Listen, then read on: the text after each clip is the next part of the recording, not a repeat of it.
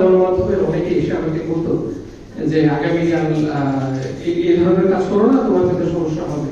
সবাইকে বলা হচ্ছিল যে আমরা ব্যক্তিগত করবো, সত্যিকার অর্থে কিন্তু সেটি না। আমাদের অনেকেই আছেন যারা সত্যিকার অর্থে ব্যক্তিগত বন্ধু ছিলেন না, মুক্তভাবে কাজ করতে চেষ্টা করছেন। আমাদের সাংবাদিকদের মধ্যে যে বিভক্তি, সেই বিভক্তি সুযোগ নিয়ে ফেস্টিভাস কিন্তু বড় ধরনের গোড়াপত্তন করেছে এবং সেটা কিন্তু এখনো চলছে। আমরা যদি দেখি যে রাজনৈতিক অ্যাফিলিয়েশনের কারণে অনেককে, এমনকি আমি নিজেও শিকার, আমি যখন কোনো স্ট্যাটাস সেটা আমি ব্যক্তিগতভাবেও দিতাম, সেক্ষেত্রে আমারই মূলধারার গণমাধ্যমের অনেকে এসে আমাকে বলতো যে আগামীকাল এই ধরনের কাজ করো না, তোমার ক্ষেত্রে সমস্যা হবে।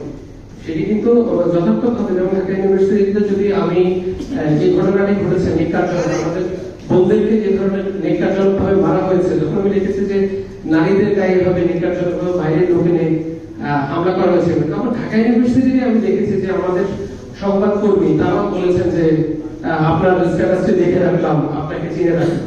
তো সেই ভাবধারাটা আমাদের রাতারাতি পরিবর্তন সম্ভব এটা বলছি না, তবে সাংবাদিকদের মধ্যে ঐক্যে বিনষ্ট করার যে প্রক্রিয়া, সেই প্রক্রিয়াটির কারণে বড় ফ্যাসিবাদের জন্ম হয়েছে।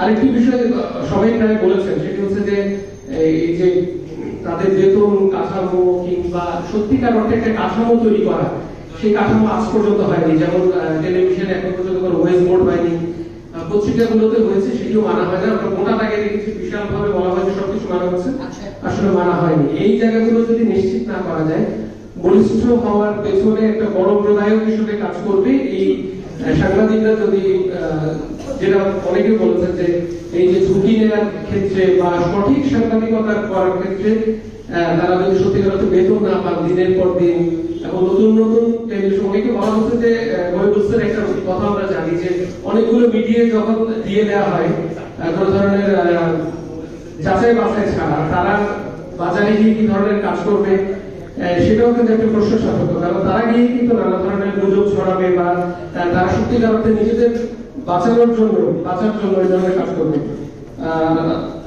আর যদি আমরা বলতে চাই ভালোভাবে আমাদের সাংবাদিকদের সবাইকে ফ্যাসিবাদের সাথে যুক্ত এই ধরনের কথা বলা হচ্ছিল। যেমন আমরা যখন কাজ করতে গিয়েছিলাম, আমরা সবাই কিন্তু এক ধরনের চিন্তা ভাবনার লোক না, কিন্তু দেখা যাচ্ছে যে আমাদের অনেকে আহত হয়েছেন শুধুমাত্র বলা হচ্ছে যে তোমরা দোষর, মানে ধারা ধারা আমাদেরকে এমন পর্যায়ে নিয়ে যাওয়া হয়েছিল বিগত আমলে যে আমরা সবাইকে বলা হচ্ছিল যে আমরা ব্যক্তিগত দোষর।